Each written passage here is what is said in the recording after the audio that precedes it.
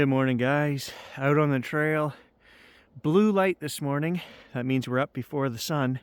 And on the trail, I'm hoping to test a really old lens that I have. It's a 300 f2.8 heavy, huge lens. Can't even fit it in the frame. You can see the sun is just starting to come up behind me. And I want to try this old girl out at f2.8 and see if we can find some birds or maybe a pine marten or fox. Who knows? Let's go for a snowy walk.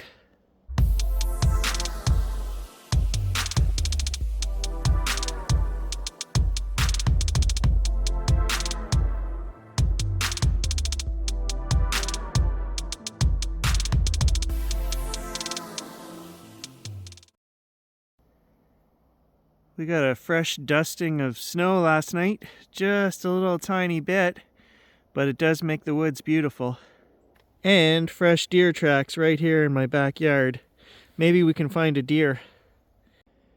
So we've had another week of abnormal temperatures above zero, and yesterday was no exception. We got a little light dusting of snow, but mixed in with some rain, so it's quite crunchy. Every step I take, I'm making a lot of noise, so to sneak up on anything this morning is probably going to be pretty difficult. We might get some birds, I don't know. I will also show you guys what the mild weather is doing to the fishing industry up here. This was posted on one of the local fishing boards online. Just a reminder, again, to be cautious because we've had about 8 shacks go through this season. So why is Gary carrying around almost 6 pounds in lens and camera combo today that's close to 40 years old? Well, this lens does f2.8, which will give you nice blurry backgrounds. That being said, you don't want to carry around this much weight just to take pictures of trees and sticks and things that aren't moving, because you could do that with any f2.8 lens. My little 90mm macro will do a beautiful job. I'm hoping to catch wildlife, but that's not always the case, right? We would have to go sit somewhere, I think, very quietly, maybe to get a pine marten or something to come out. We'd have to know, where is the fox den, etc. And that's what you want to use this lens for. An impromptu walk through the forest will give you good subject isolation, like these images here, but they're not the most interesting because I could do that without carrying around so much weight and dealing with a 35-year-old mechanical focus system. In its day, guys, this lens, believe it or not, was a $5,000 lens 40 years ago. And that was a lot of money back then, so if you do the conversion for today, it's worth even, a lot more. Now, you can get these things for about $1,200, $1,500 if you can find one online. I got this actually at a Steyl for $800, and I made that lens hood out of an old CD case. Do you guys remember CDs, burning CDs? Well, that's a case. And yeah, I did a video on the channel years ago, 5 or 6 years ago, when I bought this lens. I can't bring myself to sell this lens because to get a 300 2.8 lens, a modern lens, again, you're looking at like $5,000 Canadian. So it doesn't make sense. For the once or twice a year where I go out and play with this thing, it's paid for, guys. It's a strain on my arms. Longtime viewers of this channel will note that that is Tom's hacksaw hanging in this tree. It's been here 10 years, as long as I've owned this property. And I wanted to show you guys that in a normal year, my head would be even with the top of that saw.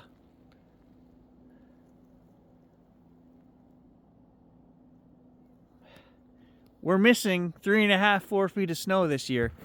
If you look at my Skidoo trail, there really isn't enough snow even on this trail to get around the swamp. The suspension on the machine is just bang, bang. Every time there's a little stump or log on the trail, I'm getting hung up on it because usually it's covered in 3 feet of snow. Oh, it's starting to snow again. The woods are beautiful today, covered in that fresh dusting of snow. I see so many photographic opportunities everywhere I look, except wildlife, which is what I really want. Birds, rabbits, the fox. Come on, somebody. See, look at rabbit tracks. There should have been a rabbit sitting right in there.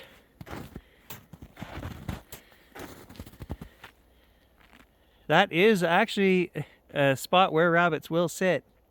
You can see the tracks right in front. Nobody's home though.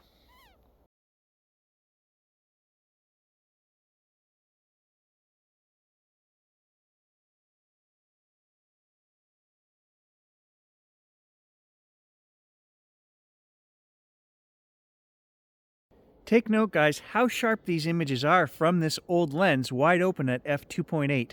And with the push of a button, I have full manual focus. I can just turn this little, it's very smooth, very accurate, and it has a cover. I can spin that and cover the manual focus, so if I don't want to accidentally hit that, then it's covered. I mean, they thought of everything when they made this stuff back in the day, guys.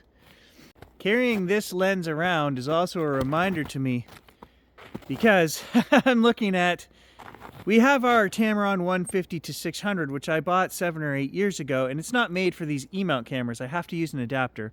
So I'm looking at the new Sony 200-600, which is made for E-mount. But I also keep looking at the Sony 600 f4, which is ridiculous. We're never going to get that lens. We're never going to buy it. Even if I won the lottery, I couldn't justify buying that lens.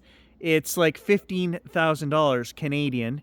But this reminds me, why you would buy that lens is for the nice bokeh, the smooth backgrounds, the buttery creaminess behind whatever you're shooting.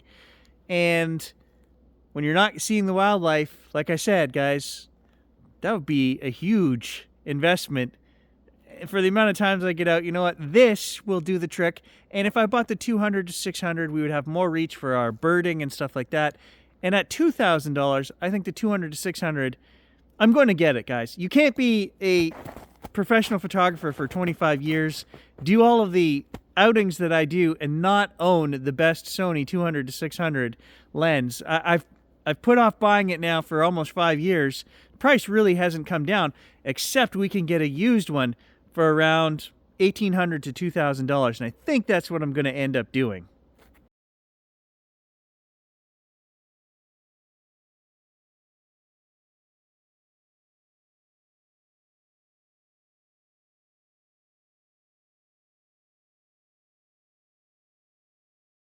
I've been very good, guys. I have not made a lot of lens purchases.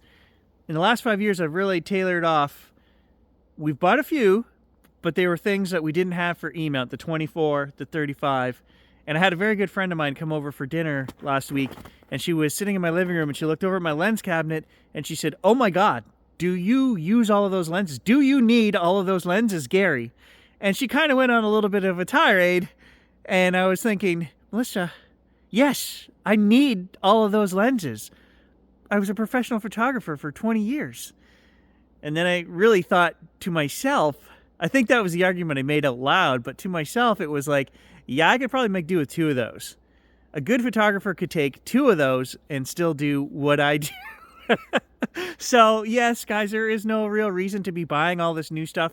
However, the 200-600 is something that, because we shoot so much nature, and I have the 150-600, but it's not an E-mount, I'm justifying that purchase. That will probably be the last big lens purchase, sadly, that this guy makes, because lenses are for life. They last forever. So I'm still using lenses that I bought 15 years ago, Sony stuff with electronics in it, and they've been out in all kinds of weather, and they're still going.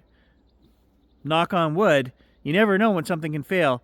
At this point, you can't even replace them because they can't get parts for those things. So, but I've had a good run with what I've bought so far, and I think if you buy good quality lenses, they should last you, and take care of them. That's the big part. Take care of them. They should last you a lifetime.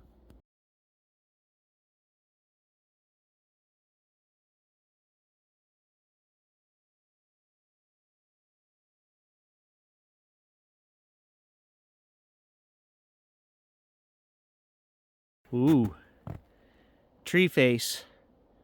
I'm always looking for tree faces.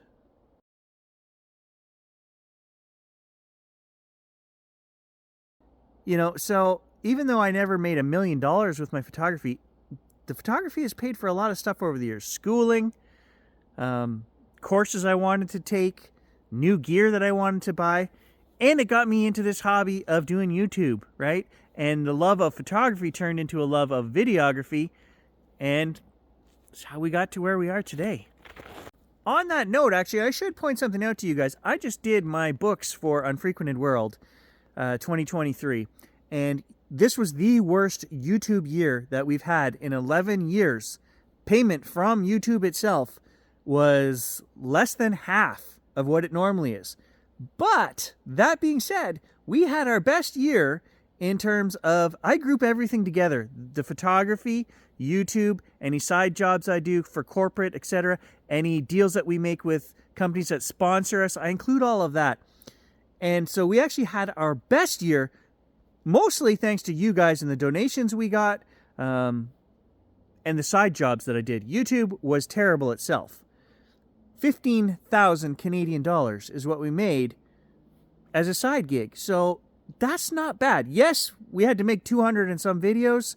I had to do, probably another 300 hours in side jobs.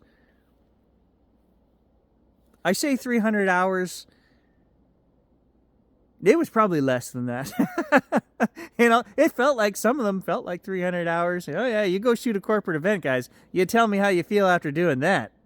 I forgot to mention something very important about these old lenses on your Sony camera. Sony makes a myriad of adapters, okay?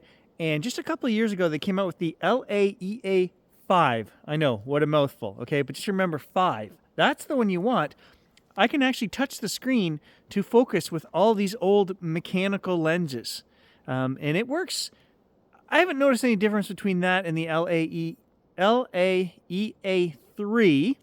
Another mouthful, which allows lenses which have their own motor, okay, to work. Now, none of them will autofocus with video mode. I don't know why it's annoying. But if you have an old mechanical lens like this, LAEA 5, that's the one you want.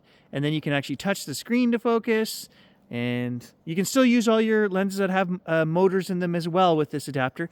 And it doesn't have a base plate on the bottom. The number 3 has a plate, and it gets in the way of your hand when you're actually holding onto the camera, and it won't allow you to put plates like this on the bottom at the same time. So you want the 5. Go with the 5. Well, here's where I turn around, I guess, guys. 1 red squirrel and 2 chickadees. That's it. I guess we're just too noisy on the trail today, but I got lots of pictures of trees. Let me show you.